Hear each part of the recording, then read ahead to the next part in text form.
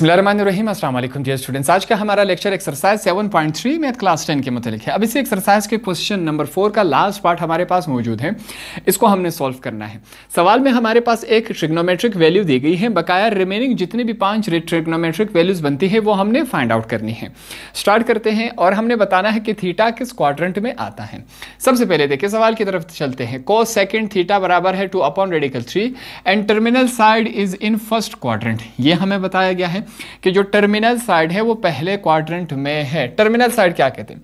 देखिए ये हमारे पास एक ट्रायंगल हो गया, ठीक है। ये हमारे पास इनिशियल साइड होता है, यहां पर मैं लिख लेता हूं इनिशियल साइड। ये जो ऊपर वाला है इसे हम टर्मिनल साइड कहते हैं, टर्मिनल साइड।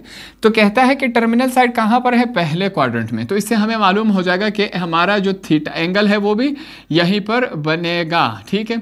ये हमारे पास इनिशियल हो गया, ये हमारे पास परपेंडिकुलर हो गया, ये हमारे पास क्या है? टर्मिनल साइड हो गया। तो पूरा काम कहां पर हुआ? पहले क्वाड्रेंट में हुआ। तो इससे हमें क्या मालूम हुआ कि थीटा कहां पर है? पहले क्वाड्रेंट। सबसे पहले ये हम लिख लेते हैं कि theta lies in first quadrant, in first quadrant. ये हमें कहां से पता चला? सवाल से हमने इसको साबित कर दिया। आगे चलते हैं। अब सबसे पहले यहां पर देखें हमारे पास क्या दिया गया है। एक वैल्यू दी गई है, क्या है हमारे पास? cos second theta. हमारे पास एक वैल्यू दी गई। अब जो cos सेकेंड थीटा होता है ये किसके बराबर होता है? हाइपोटेनस अपॉन परपेंडिकुलर के बराबर होता है, ठीक है। अब हमारे पास देखिए वैल्यू हाइपोटेनस किसके बराबर होता है? r के। यहां पर समझिए ये हमारे पास क्या है, ये आपके लिए बना लेता हूं मैं। ये हमारे पास एक ट्रायंगल है, ठीक है। ये वाला साइड किसे क्या, इसे क्या कहते हैं? बेस कहते हैं, जिसे हम x से जाहिर करते हैं। ये हमारे पास क्या है? परपेंडिकुलर है, ठीक है, जिसे हम y से जाहिर करते हैं। ये लास्ट वाला हमारे पास क्या है? हाइपोटेनस है। क्या है? हाइपोटेनस है, जिसे हम किससे जाहिर करते हैं? r से जाहिर करते हैं। तो हाइपोटेनस r हुआ, परपेंडिकुलर ये हमारे पास y हो। वैल्यू हमारे पास क्या है? 2 अपॉन रेडिकल 3। अब आपको आसानी से समझ आया कि 2 कहाँ पर है? 2 यहाँ पर आएगा। तो रेडिकल 3 कहाँ पर है? रेडिकल 3 यहाँ पर आएगा। अब आपके दिमाग में खाका बन गया। इसको आगे सॉल्व करते हैं। तो हम लिखेंगे हमारे पास y की वैल्यू क्या है? y की वैल्यू है रेडिकल 3 और r की वैल्यू हमारे पास क्या है? 2 है। यहाँ तक बात क्लियर हो गई। यहाँ तक आने के बाद अब हम क्या करेंगे? बाय यूजिंग हमने कौन सा फार्मूला इस्तेमाल करना है? Pythagoras theorem. पैथागोरस थ्योरम हमने इस्तेमाल करना है। अब पैथागोरस थ्योरम क्या होता है? यहाँ पर फिर से सीखते हैं। r का square is equal to x का स्क्वायर प्लस y का स्क्वायर। ये हमारे पास क्या है? Pythagoras theorem. अब r और y की वैल्यू हमारे पास मौजूद है, ये वाली वैल्यूज उठा के इसमें पुट करते हैं। r की वैल्यू हमारे पास क्या है? 2, इसके ऊपर स्क्वायर लिख दिया।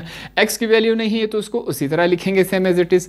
y की वैल्यू हमारे पास क्या है? रेडिकल 3 है, इसके ऊपर हमने स्क्वायर लगा दिया। तमाम वैल्यूज पुट कर दी। 2 का स्क्वायर क्या होता है? 2 multiply by 2 is equal to 4। तो यहां पर हम क्या लिखेंगे? 4 इज इक्वल टू x का square, same as it is. ये 2 इसके साथ कैंसिल हो जाएगा, प्लस हमारे पास देखें ये 3 सेम एज इट इज रहेगा। आगे सॉल्व करते हैं। 4 है इज इक्वल टू, ये 3 यहाँ पर क्या हो रहा है? प्लस हो रहा है, इज इक्वल टू के इस तरफ आके क्या हो जाएगा? माइनस हो जाएगा। 4 minus 3 is equal to x का स्क्वायर। आगे चलते हैं।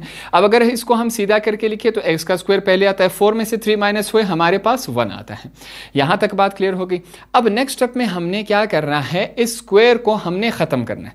उसके लिए यहाँ पर मैं क्या लिखूंगा? सबसे पहले हम लिखेंगे टेकिंग स्क्वायर रूट। हमने क्या करना है? स्क्वायर रूट लेना है, मगर दोनों तरफ, ऑन बोथ साइड हमने दोनों तरफ स्क्वायर रूट लेना है। स्क्वायर रूट लेते हैं। यहाँ पर देखें x का स्क्वायर ऊपर हमने क्या लिया? Square root. 1 के ऊपर भी हम स्क्वायर रूट लेंगे। अब यहाँ पर एक और बात समझे, जहाँ पर स्क्वायर रूट लगाएंगे वहाँ पर प्लस माइनस भी लिखा जाएगा। ये जो है इसके साथ कैंसिल हो गया, x इज इक्वल टू। अब यहाँ पर एक और बात समझे, यहाँ पर मैं क्या लिख रहा हूँ? अपने आप से 1 के ऊपर स्क्वायर लिख रहा हूँ। याद रखें मैथमेटिक में हम ऐसी चीज़ ऐड कर सकते हैं जिसका सवाल पे कोई असर नहीं पड़ता। अब यहाँ पर अगर पहले क्या था? सिंपल 1 था, मैंने स्क्वायर लगा दिया तब भी 1 रहेगा। कैसे? 1 multiply by 1 is equal to 1, वही 1 रहा। तो ऐसी चीज़ हम ऐड कर सकते हैं जिसका सवाल पे असर नहीं पड़ रहा है, ये हमने अपने आप से डाला। तो ये 2 इसके साथ कैंसिल हो जाएगा, प्लस माइनस 1 रह जाएगा। इस प्लस माइनस 1 का मतलब क्या है कि x का वैल्यू जो है एक दफ़ा पॉजिटिव है और x की वैल्यू एक दफ़ा नेगेटिव है। x की 2 वैल्यूज़ आई। अब आप कहेंगे कि x की हमने कौन सी वैल्यू इस्तेमाल करनी है इसकी तरह। फिर यहाँ पर चलेंगे, ये हमारे पास जो क्वाड्रेंट है इसकी तरफ चलेंगे। हमारे पास जो होता है ये x एक्सिस और y एक्सिस होता है। जो हमारा एंगल बना वो कहाँ बना, पहले क्वाड्रेंट में देखिए x भी पॉजिटिव है और y भी पॉजिटिव है। तो यहाँ पर हम x को क्या चूज़ करेंगे, पॉजिटिव वाला। क्यों, क्योंकि जो हमारा एंगल है वो पहले क्वाड्रेंट में बना और पहले क्वाड्रेंट में x क्या है, पॉजिटिव है, इसकी वजह से हमने चूज़ किया। हमारे पास अब 3 वैल्यू आए, तो यहाँ पर मैं लिखूँगा सो x की वैल्यू हमारे पास क्या है 1, y की वैल्यू हमारे पास क्या है रेडिकल 3 और r की वैल्यू हमारे पास क्या है 2। y और r की वैल्यू ये लिखी है हमने, x की वैल्यू हमने अभी फाइंड आउट की। तो 3 वैल्यूज़ हमारे पास हो गए। अब हमने आगे क्या करना है, सबसे पहले देखें हमने जो 6 ट्रिग्नोमेट्रिक रेशोज थी वो हमने फाइंड आउट करनी है। तो हम अब सबसे पहले हम 5 ट्रिग्नोमेट्रिक रेशो में सबसे पहले किसको फाइंड आउट करेंगे, कोस थीटा को हम सबसे पहले फाइंड आउट करेंगे। कोस थीटा किसके बराबर है, बेस अपॉन हाइपोटेनस के बराबर है। बेस हमारे पास क्या है x, हाइपोटेनस हमारे पास r है। x की वैल्यू क्या है 1 है, r की वैल्यू हमारे पास क्या है 2। यह हमारे पास कोस थीटा का हमारे पास आंसर हुआ। अब कोस थीटा के बाद कोस थीटा के साथ हमारे पास रेसिप्रोकल क्या होता है, सेकंड थीटा। ठीक है, सेकंड थीटा इसका ऑपोजिट होता है। सेकंड थीटा किसके बराबर है, हाइपोटेनस अपॉन बेस के। हाइपोटेनस किसके बराबर है, r का, और बेस किसके बराबर है, x के। r की वैल्यू क्या है 2 और x की वैल्यू क्या है 1 है। देखें हम सिंपल 2 लिखेंगे, 1 अगर मैथमेटिक्स में जहां पर कुछ नहीं हो वहां हम क्या समझते हैं 1 है, यहां पर कुछ नहीं है तो हम क्या समझेंगे 1 है, इस वजह से हम 1 नहीं लिख रहे हैं। यहां तक बातें क्लियर हो गई, आगे चलते हैं। अब हम क्या फाइंड आउट करेंगे, टेन थीटा। अब टेन थीटा हमारे पास किसके बराबर होता है, परपेंडिकुलर अपॉन बेस के बराबर होता है। परपेंडिकुलर को y से जाहिर करते हैं, बेस को x से। y की वैल्यू हमारे पास क्या है रेडिकल 3, x की वैल्यू क्या है हमारे पास 1 है। अब हम देखिए फिर से 1 क्या करेंगे, 1 नहीं लिखेंगे। क्यों, क्योंकि मैथमेटिक्स में जहां पर कुछ नहीं होता वह हम क्या समझते हैं 1 है, इस वजह से ये 1 हम नहीं लिख रहे। टेन थीटा का हमारे पास ऑपोजिट क्या होता है, कोट थीटा। कोट थीटा किसके बराबर होता है, बेस अपॉन परपेंडिकुलर के बराबर होता है। अब बेस हमारे पास किसके बराबर है, x, परपेंडिकुलर y। x की वैल्यू क्या है हमारे पास 1 है हमारे पास। y की वैल्यू हमारे पास क्या है रेडिकल 3। यहां तक बातें क्लियर हो गई।